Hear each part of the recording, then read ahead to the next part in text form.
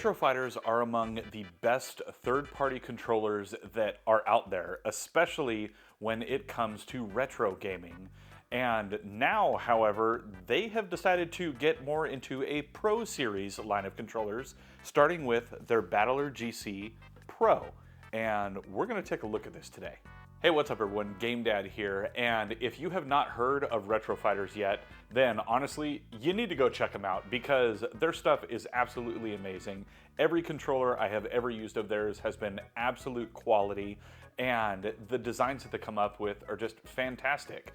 Now, this right here is a Battler GC, but this is the Pro Series, meaning it's got a few extras on it. So let's go ahead and go over the pros and cons of the Battler GC, because I've been using this thing for a while now, and big thanks to Retro Fighters for sending me one to be able to check out. But this is good.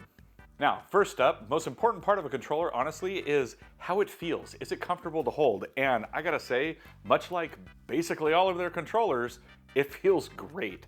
It has a very premium feel to it. It's got a very nice light texture on the back of it to give you a little bit of a grip, but not so much that it's overpowering. The layout of all of the buttons on this are fantastic. They are easy to reach with your thumbs, and it's a good feeling experience. Plus, the new buttons on the back right here don't get in the way.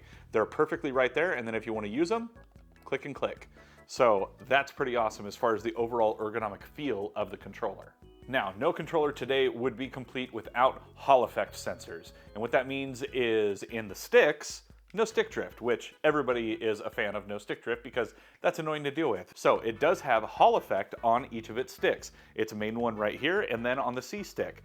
But what else it has is Hall effect triggers that are also pressure sensitive analog triggers. So you can just slightly press down or you can press down far, and when you get to the bottom of them, they have some nice clicky tactile buttons in there. Now, what's great about this controller is its connectivity options. So it's got Bluetooth and it's got 2.4 gigahertz control.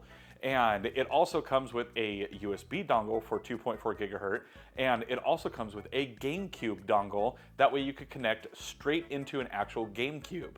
But it can also be used on a Switch, it can be used on a Wii, it can be used on a PC, and it can even be used on a Wii U.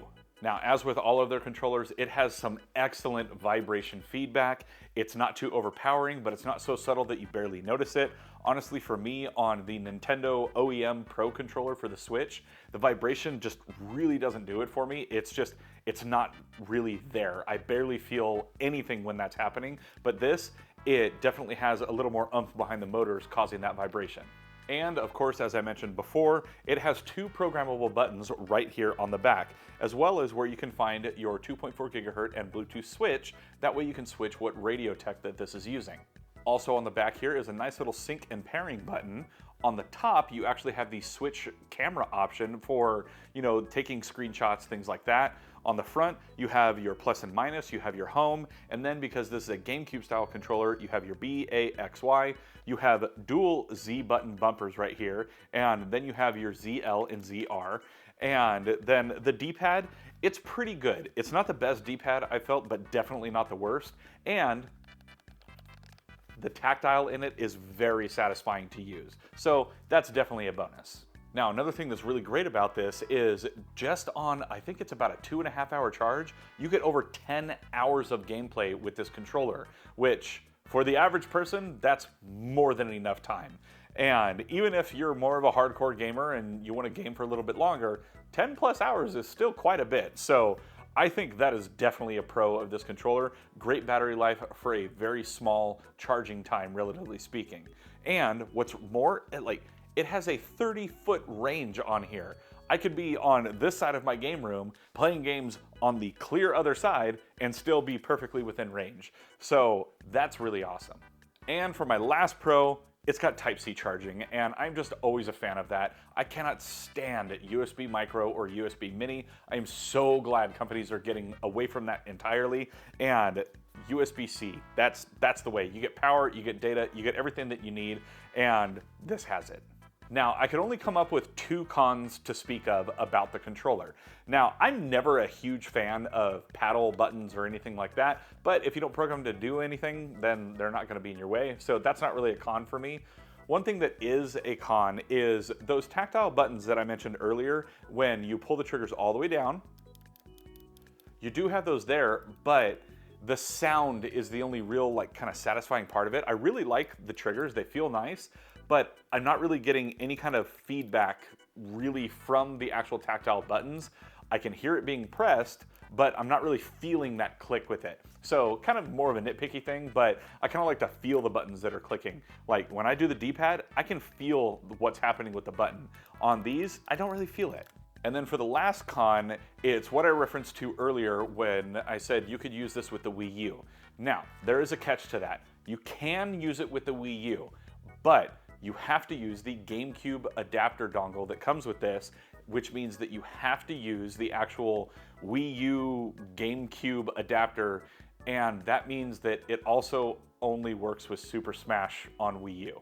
So I don't know of really any other games that support the use of that adapter on the Wii U other than Smash. I mean, let me know in the comments below, but I think that's the only one. And that means that you can use this on the Wii U, but only for Smash Bros. And only if you have that USB to GameCube adapter for your Wii U. So overall, there's a lot of pros, there's only a couple of cons, and they're not really that big a deal in my opinion. Maybe that's something that really bothers you, what I brought up, or maybe some of the things that I said are pros are actually cons for you, I don't know. But in my opinion, this thing is fantastic. Like I said, I have yet to find a Retro Fighters controller that I don't like, and honestly, their N64, their Brawler 64 controller is still my go-to controller for playing N64 because it's so much better. It is the best N64 controller ever made in my opinion, and this is so good. I loved the Battler GC when it came out, and they actually had two different variations of that depending on what kind of stick and D-pad placement that you wanted. But with this one, with the Battler GC, this is the Pro one. It adds some extra features in there with the Hall effect and the triggers and the extra buttons on the back. And honestly, it's a fantastic buy. And no, they aren't paying me to say this or anything. Yes, they sent me the controller, but all these words are my own. As with all of my reviews, they don't get to decide what goes into my reviews. I just tell it like I see it. And honestly, this thing is great. So I will have info in the description below if you're interested in picking one up. I don't get a commission or anything like that off of it, but Retro Fighters, that would be cool. I'd be down. But yeah, I highly recommend picking up one of these controllers or any of their other ones for that matter. They have a great product and you should check it out. Now, if you like this video and you want to check out another recent video, then check out this area or right here. And as always, I'm Game Dad. I thank y'all for watching, and I'll catch you later.